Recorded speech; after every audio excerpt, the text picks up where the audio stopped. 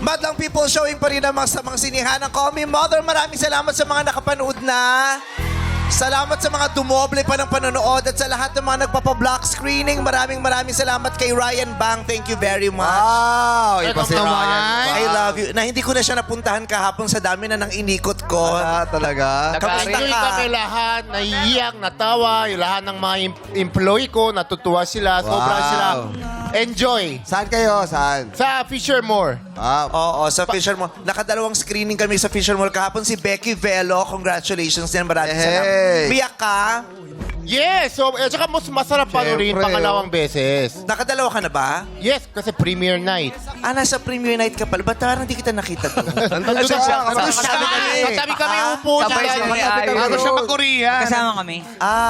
Beso tayo, dalawang Uy, beses. thank you. Nagpunta ka pala sa premiere night.